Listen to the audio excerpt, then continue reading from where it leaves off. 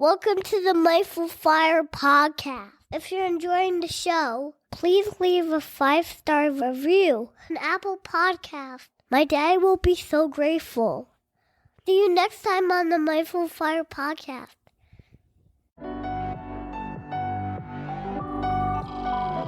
Welcome to the Mindful Fire podcast, a show about crafting a life you love and making work optional, using the tools of mindfulness, envisioning, and financial independence.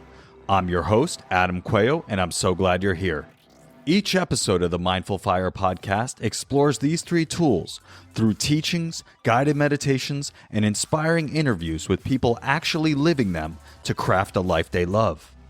Today's episode is what I call a Mindful Fire Spark, a mini episode pulled from one of our most popular episodes. To listen to the full episode, just click the link in the show notes wherever you're listening to this. At its core, Mindful Fire is about creating more awareness and choice in your life. Mindfulness helps you develop self-awareness to know yourself better and what's most important to you by practicing a kind, curious awareness. Envisioning is all about choosing to think big about your life and putting the power of your predicting brain to work to create the life you dream of. And financial independence brings awareness and choice to your financial life, empowering you to make your vision a reality by getting your money sorted out and ultimately making work optional. And here's the best part. You don't have to wait until you reach financial independence to live out your vision.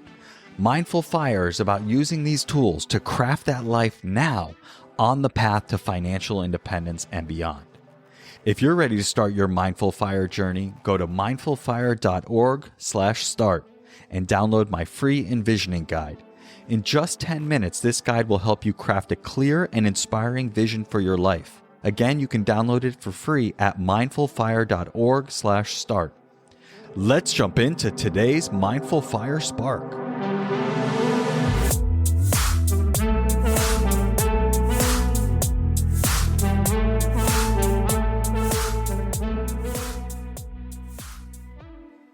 So, Jonathan, you mentioned you think about your practice in concentric circles. I found that interesting. Can you tell me a little bit more about what that means? Years ago, I had a very informal practice. I like acronyms. I like alliteration. I like things that are simple to remember. And so I had something that was personal, professional, people. I had said my 3 Ps. And so personal was my individual practice. And so I reserve a time or a duration each day where I'm alone. And I really am doing, sometimes that's reading, sometimes that's meditation, sometimes that's yoga. Most days it's all free. And so that's the inner sort of ripple. And then as this thing ripples out, then I have my family and my community, my culture, my world. And again, that's sort of the spiritual piece perhaps. But then that also is echoed in sort of impact. Well, I have my team and then the client base and then prospective clients. And so I view it like that, is that if the core isn't strong, if the core isn't nourished and resourced, then the ripple isn't going to actually have maximum length or distance or impact. And so I've always viewed it as that I am prime mover of my life. And if I'm not the prime mover, I'm not making deliberate choices or not planting that seed intentionally and as deep as possible, then my impact is curtailed necessarily and in direct proportion to the depth to which I planted that seed. And so I've put a lot of focus on planting that seed. Gotcha. So it sounds like the planting of the seed is really the focus on taking care of your own personal practice so you can show up in your life to then have that impact on the expanding circles around your family, your community, the society, and so on and so forth. So the focus is making sure that the core is strong, which means that your practice is strong. Is that right?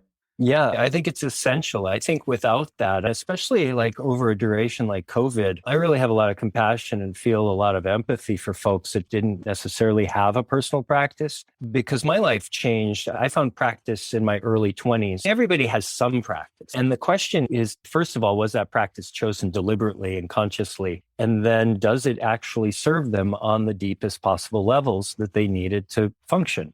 And so over a period like COVID, where we were locked in, the practice was essential for keeping my sanity, for staying grounded, for managing shifting environments, changing policies, changing rules, and coming home to that ground, that baseline, I think is essential for both recharging, but also to have something reliable. And it's not reliable because it's always the same. It's always changing, but it's reliable because it's there in some continuity or some consistent way. And I think that's really important because there's going to be great days, there's going to be terrible days. What is the same about those two? If we have some sort of a practice, then we have the same. If we don't, we're at the whim of the roller coaster. And so I think it's essential to have a practice. And I love all the reports and all the information coming out on leaders meditating and things like this. You'll find that most leaders, it might be formal meditation, it might not, but they have some practice that helps ground them, whether it's a walk with the dog in nature at 5 a.m. every day, or there's something like that in pretty much all of their lives. And I think it is essential if we want to be a leader of ourselves. Yeah, no, that makes a ton of sense. I appreciate you going into that a little bit more.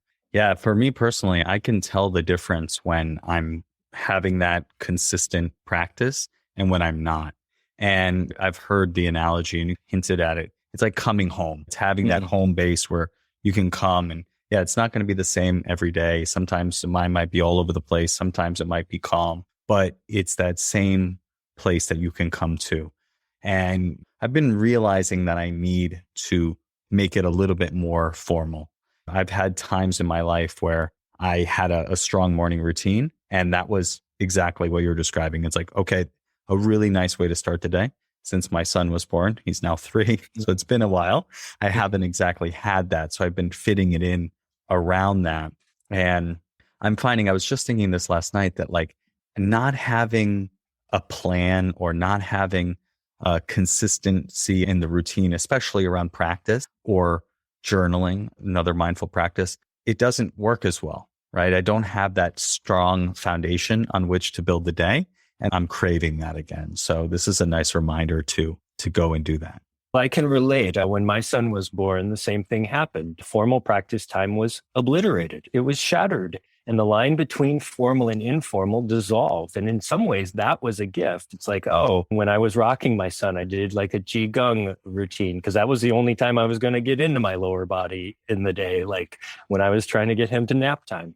And so all sorts of things. Sometimes I had to get up at 3 a.m. to meditate because that was the time that was available. And I think it's really important to have sort of a plan, but then also not to hold it too rigidly, because some days I don't have the energy to practice formally. And sometimes the practice is taking a bath, and it can be that. And so again, I think the conscious intention and the deliberate choice is the piece. But I also agree with what you're saying. At some point, there has to be some grid or framework by which to say this is the baseline, because that trains us, that teaches us. And it is a training. It's not like, oh, because I get up at 5 a.m. every day and meditate when I'm in a difficult situation, I'm going to meditate. But that's a training for the rest of life, right? Absolutely. Absolutely. Thanks for joining me for today's Mindful Fire Spark. To listen to the full episode, just click the link in the show notes wherever you're listening to this. If you enjoyed today's episode, I invite you to hit subscribe wherever you're listening to this. This just lets the platforms know you're getting value from the episodes and you want to be here when I release additional content. If you're ready to start your Mindful Fire journey, go to mindfulfire.org/start and download my free envisioning guide. In just 10 minutes, this guide will help you craft a clear and inspiring vision for your life. Again, you can download it for free at mindfulfire.org/start. Thanks again, and I'll catch you next time on the Mindful Fire Podcast.